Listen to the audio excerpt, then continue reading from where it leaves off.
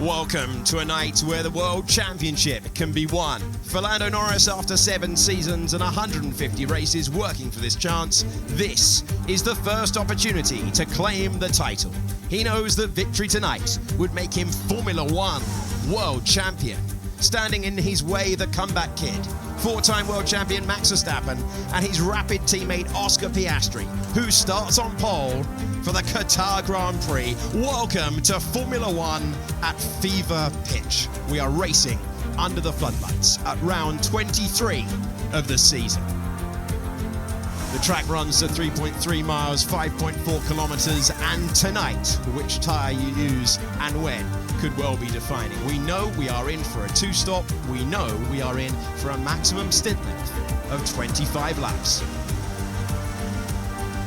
It is the Qatar Grand Prix for the 4th time. We've seen a championship won here before with Max Verstappen a few years ago. It's Lando Norris who has the chance tonight. From the back to the front, Franco Colapinto will start from the pit lane after changing the car extensively. Gabriel Bortoleto had a 5-place penalty for hitting cars at Turn 1 in Las Vegas. Lance Stroll is in 18th. Lewis Hamilton is having a really difficult weekend. Nothing to lose from 17th place. Esteban Ocon goes from 16th. Yuki Tsunoda couldn't repeat what he did in sprint qualifying when he was in the top 5. He is in 15th place. Next we move to Alexander Albon, who is next to Oliver Bearman. Then it is Liam Lawson next to Nico Hülkenberg in the Sauber.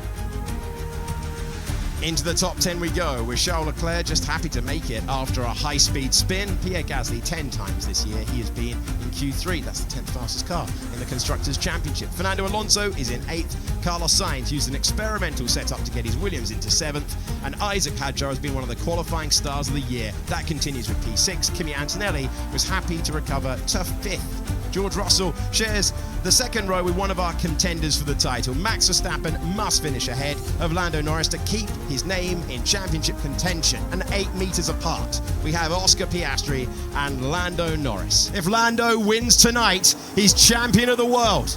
Here come the lights in Qatar.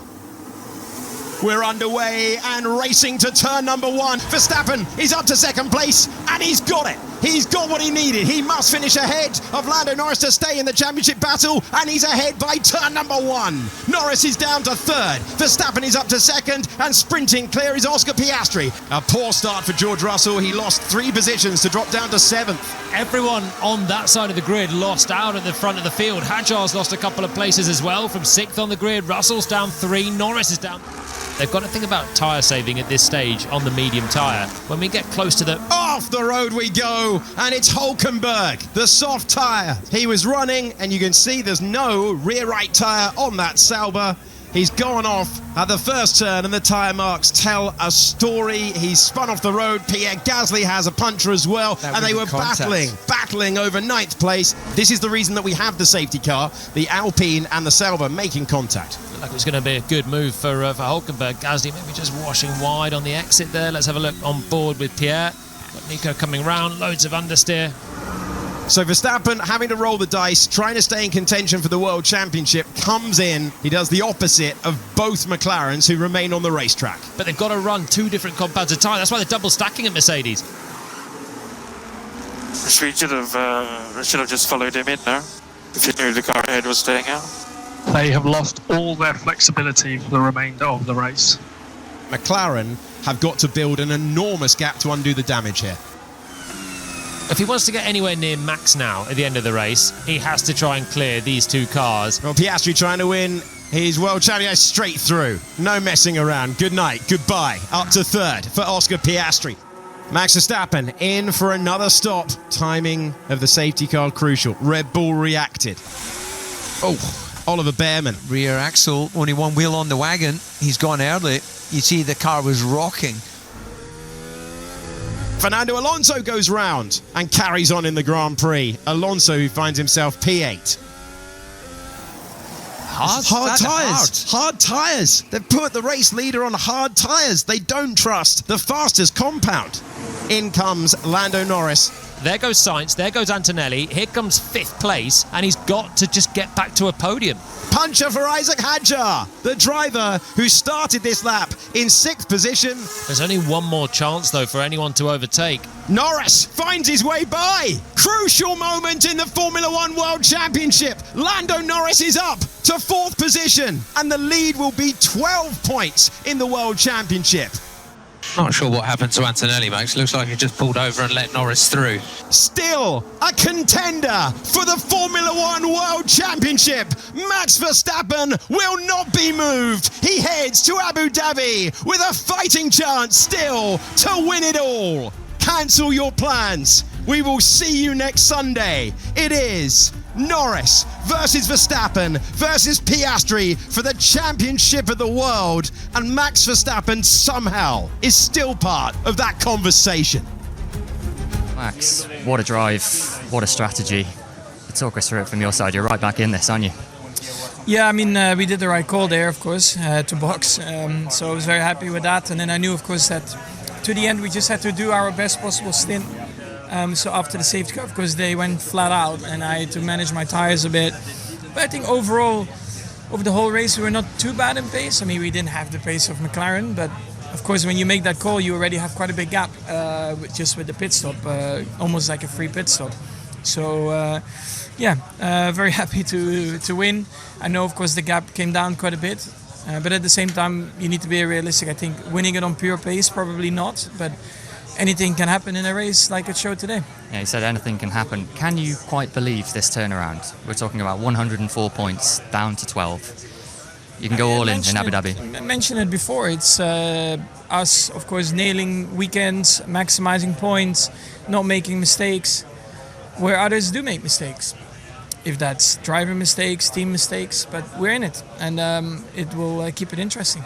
I mean, pretty gut-wrenching, to be honest. I think, felt like I drove probably the best weekend I've had this year, if not in F1.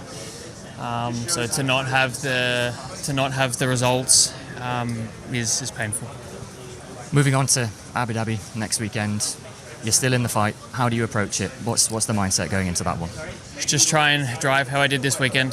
That's all I can do. I obviously need a lot of things to go in my direction. So I'll just try and be as fast as I can and put myself in the best position possible and see what happens. Coming into the weekend, we expected to struggle and be far off the top 10, and all of a sudden, from the beginning of the weekend, we were competitive.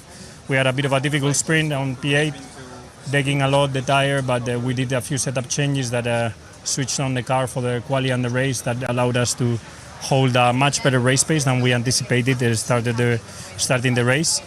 And from the beginning, I felt I was, after a great start that put me into P5, I was like, we are quick and we are going to fight these cars around me. And we didn't only fight them, we beat some of them, and we got to a podium.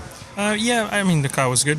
Oscar finished second and he was very quick, so nothing to complain about. Just strategy as the second car is always just a bit worse, and had me over today. So no, not even that. It wasn't even the fact with the second car. We shouldn't have done what we did. So simple as that. Was there any damage after that moment? No idea. I can't see. No, sure. And you're still top of the standings, heading to Abu Dhabi. How are you feeling moving on to that one now? I feel good. Actually, not the best day, but it is what it is. So looking ahead. Pretty frustrating race. We were lucky with the pit stop, having to hold for so long at the box and losing many places. Was a shame on that side. And I think after that the race was a bit compromised because I was stuck in Carlos' dirt air, just really struggling to get close. And obviously a bit annoyed with that. And then obviously with 2 laps to go, I went in a bit quicker into turn 9 and lost the rear and went off track. So definitely, was a mistake, and I need to move forward now.